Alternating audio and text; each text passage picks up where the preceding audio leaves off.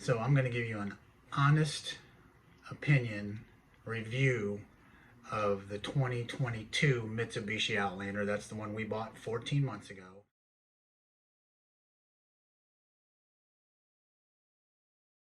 And I just want to share a couple of things with you that might be a little distressing or just information that you can use so you can make an informed decision in the future. Now, I want to say that when we first got this vehicle, I loved it. I traded in a full-size Chevy pickup 1500 Silverado for it. Don't talk to me about why I did that. I have my reasons, but that Silverado was very good to me.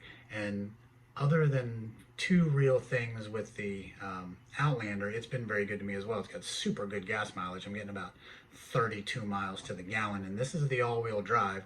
It's loaded, other than it doesn't have leather interior or a sunroof, but other than that, it's got everything. And I will say that we've had it 14 months.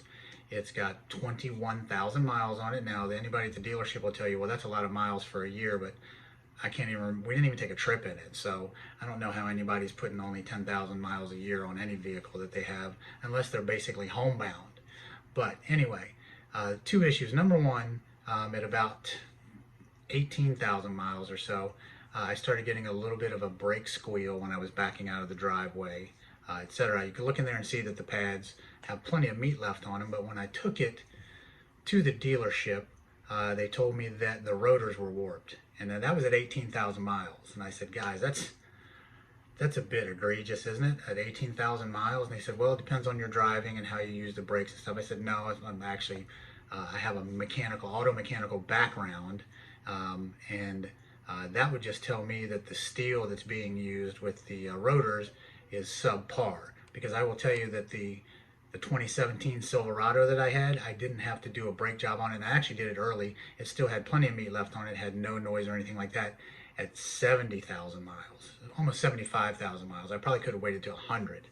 But anyway, I'm not comparing the Silverado to the Outlander. I shouldn't be anyway. So it's got brake squeal on it a little bit, usually when you're backing out of the driveway, and I'm being told that's due to the rotors being warped, which would tell me, from 18 to now 21,000 miles, that there's subpar steel being used in those, or something that's doing it. They're heating up to warp.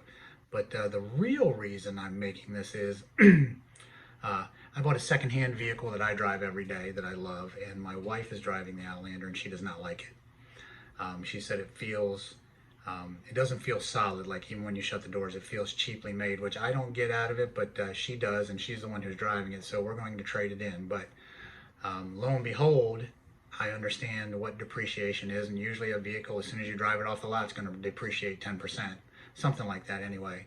Don't quote me on that, but what you can quote me on is that after 13 months, when we first started deciding to trade this vehicle in, that in 13 months, that vehicle had depreciated 44%, and it was rated when I had it looked at the dealership where I'm going to trade it in.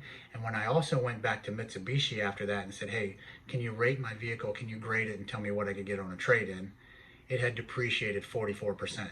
When I checked with the guys at Mitsubishi, they said that's about par for the course for vehicles these days. And when I checked with Honda, I told you we're looking at a Honda, but when I checked with that dealership, the vehicle that we were looking at, when I asked them if I bought last year's model, and it's now 14 months old, and it was graded in the same condition that my Outlander is, how much would it have depreciated? And it was about 16% versus 44% for the Outlander. So the Outlander has depreciated almost half of its value in a little over a year.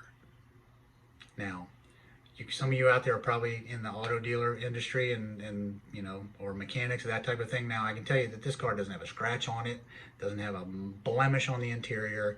It is in perfect working order, and it's depreciated 44%. So just a note to the cautious out there, if you're looking to buy one of these Mitsubishi products. Again, I don't have anything wrong with it, mechanically, and the dealership that I bought it from, as long as I got all my work done there, they were giving me a 300,000 mile warranty on this car.